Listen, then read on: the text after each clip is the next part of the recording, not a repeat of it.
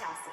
Have you ever wondered, what is this place and how did I get here? What is this place and how did I get here? How did I get here? Yeah, me too. Life is an unscripted adventure, and I invite you to join me on mine. Together, we're going to meet some really cool people, and not your usual suspects either. These people are doing it. They're living happy, fulfilled lives, changing the world, changing their communities, or even just changing themselves. Hopefully, they'll inspire us to do the same. And if not, you'll have a little fun along the way. Hey everybody, it's Betsy, and we're here at Life Unscripted with my most favorite chiropractor in the world. Besides being a chiropractor, he's probably just one of my most favorite people in the world, Dr. Joe Dispenza. Hi, Betsy. How are you? Great, thank you. You just blow my mind how fun you are, and more than anything, I think that you probably have had one of the biggest impacts on me and my trying to make sense of everything that's going on in this crazy world and what's going on in here. Because what I like about what you've done is you really focus on science, on neuroscience. So, can you give me, here's the funny thing, can you give me in 2 minutes, just quickly, how does the brain work? Give me 2 minutes on the brain. Yeah. Which part? I just want to know, specifically, we land on this planet, Okay. we end up in here, and we hit on autopilot, our brain starts programming. Okay, let's talk about it, because the brain's job is to create meaning or coherence between what's going on in the outer world and what's going on in your inner world. And we're always struggling to make sense of information from our external environment, process it into meaning, have it change something inside of us, and then be able to represent ourselves back in the world as a result of our experience. The problem is, sometimes those experiences brand us and it alters us permanently. And then all of a sudden we begin to perceive, we begin to believe, we begin to develop attitudes that really are altered in some way from who we truly are. So this is where I get stuck. So is the brain attaching meaning, or is some other consciousness giving the meaning to the brain? Well, the brain is like a biocomputer. And it processes data in a very nonlinear way, but for the most part, most people will begin to experience reality. When they experience reality, it's the experiences and the learning that leaves footprints in the brain, and those footprints are neurological circuits and connections. Now, they used to say that, you're born with a blank slate, like the tabula rasa, which ancient Greeks thought was true, but we actually come preloaded with a lot of synaptic connections, and those connections that are really just possibilities that become selected from our external environment. So we have really 3 brains that allow us to go from thinking to doing to being. The first brain being the neocortex, that's the seat of your conscious awareness.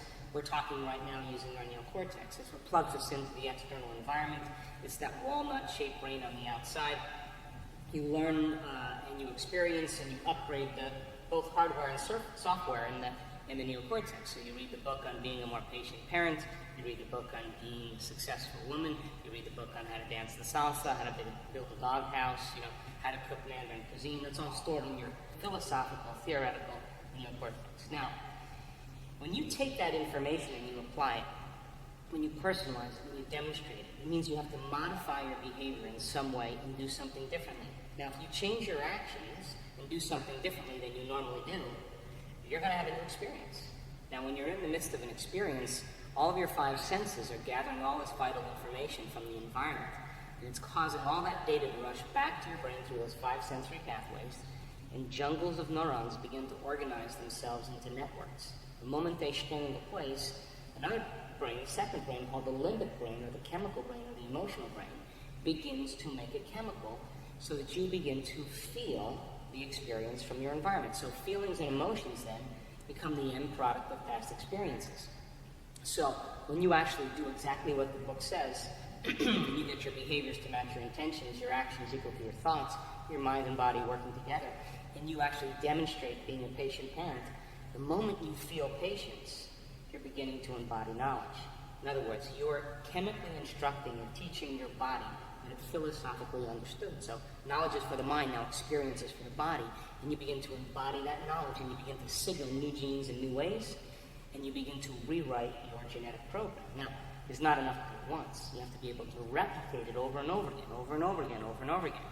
And if you can do anything over and over again, begins to become a habit, begins to become second nature, begins to become easy, familiar. We could say then, through experience, you neurochemically condition the body to memorize patience as well as the conscious mind. When you get to that level of being, you activate that third brain called the cerebellum. Now it's innate in you, second nature. As a matter of fact, you know how you do it, but you don't even know how you know how to do it because it's who you are.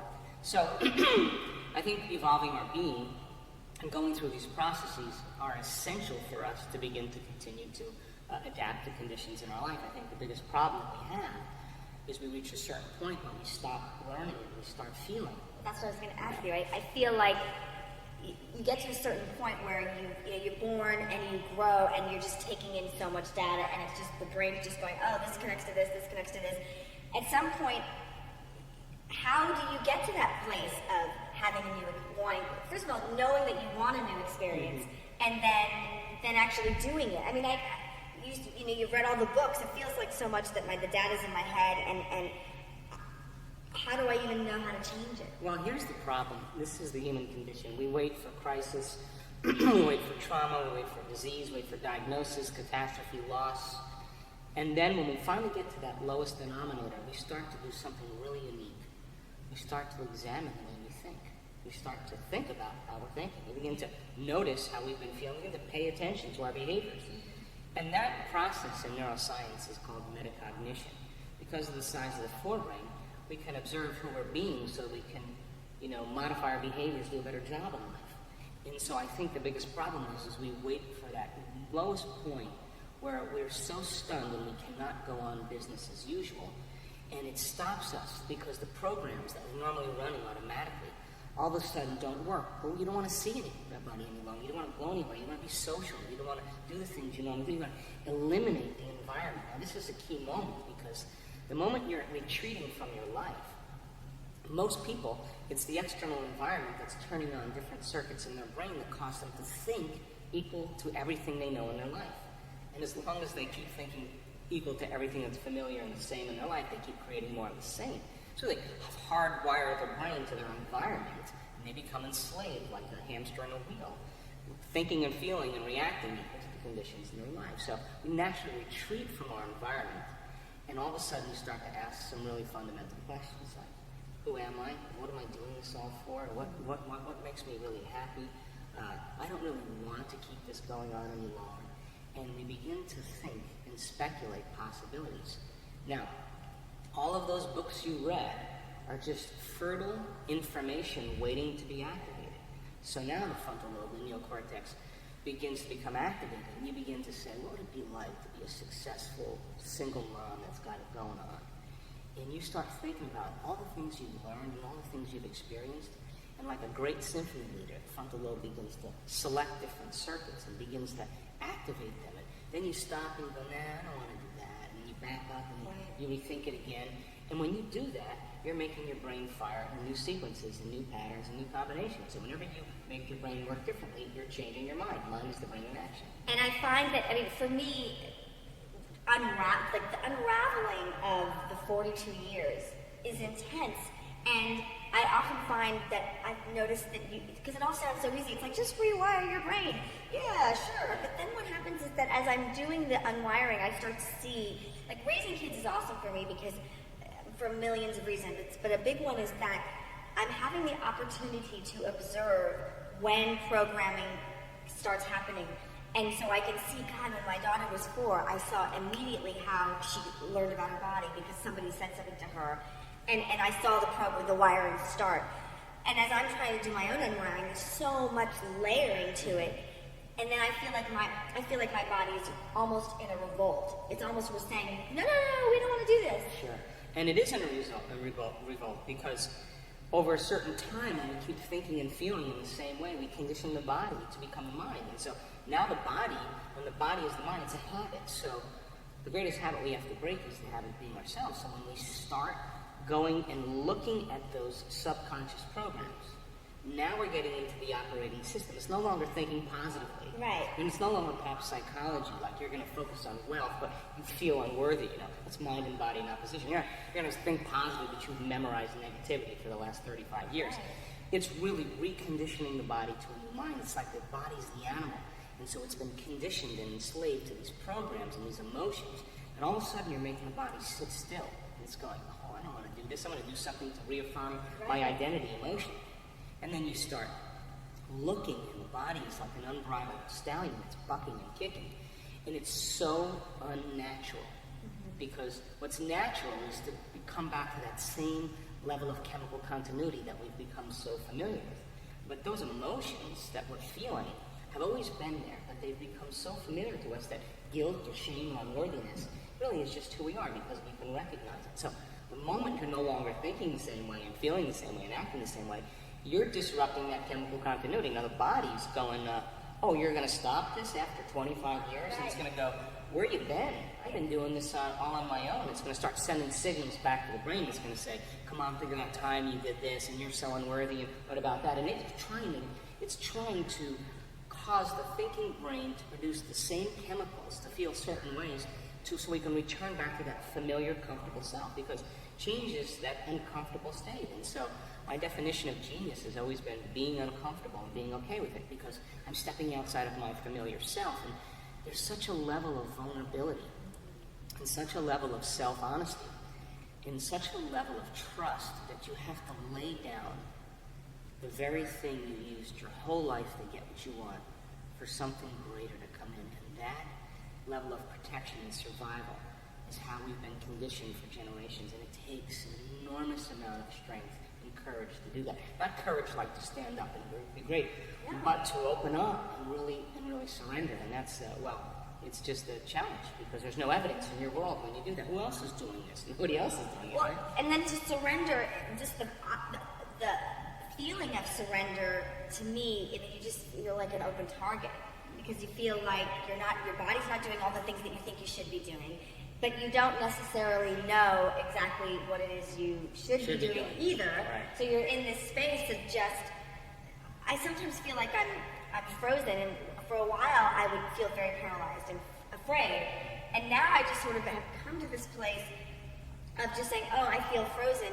I just need to stop it all and just kind of be there for a while. Well, here's what I know about that, both from studying it and through experience, is that here's the old self. And it's biologically, neurologically, genetically been conditioned a certain way. It was fired and wired in the brain, hardwired, and then conditioned emotionally in the body. So mind and body are in a state of being. That's called a personality. And your personality creates your personal reality. That's the law. So all of a sudden now, you're going to abandon the thoughts, the behaviors, and emotions that are connected to the old self. There is a biological death that goes on, and I call that the void. And there's nothing happening in that. You can't relate to anyone, you can't formulate the thoughts, there's feelings coming up. And when you reach this place I call the unknown, or that level of discomfort, what we start to do is we start to want to feel something that reaffirms the feelings that we've been accustomed to. So we naturally go back to the same relationships, the same jobs, the same familiar things, and then we go, oh, this feels like, well, it feels familiar. And then all of a sudden the soul kind of nudges us again and it says, this isn't it. And so you step out again, and you learn to trust that unknown place. And I think from experience, that is really the greatest place to create from. But we just have to become comfortable in that unknown place, because now you're breaking all of the energetic ties to your known familiar self, and all of your emotional bonds and energetic connections to your present reality. And there's energy coming back, and there's disorder that's being created. And what I've learned is that that's really the greatest time to create, because now you have available energy to create with. And that kind of biological death is really just like the death of a person. The old is actually dying. And the best way to predict our future is from that place to create it. And then here's the new self way over here. But you got to walk across that bridge. You got to make your way. We can only talk around this, because that kind of dark night is really just a transformation, a rebirth. I think all of us have gone through it. I think all of us have experienced it. And I think, though, that we can learn and change in a state of pain and suffering, or we can learn and change in a state of joy or inspiration. Right. It's just selecting and choosing to get up in the morning and say, let me remind myself of who I don't want to be today. and let me remind myself of who I am going to be today. And I'm not going to get up until I feel and think like this person, and I'm going to memorize this state, and nothing in my external world is going to move me from it. Now, I call that greatness, and I think every great person in history, you know, Mandela, Martin Luther King, Gandhi, Mother Teresa, Queen Elizabeth I, Joan of Arc, they all went against the conventional beliefs of the time, and they were believing in a vision that no one else could see. But to them, it was real. So I think that kind of gives us permission to do the same.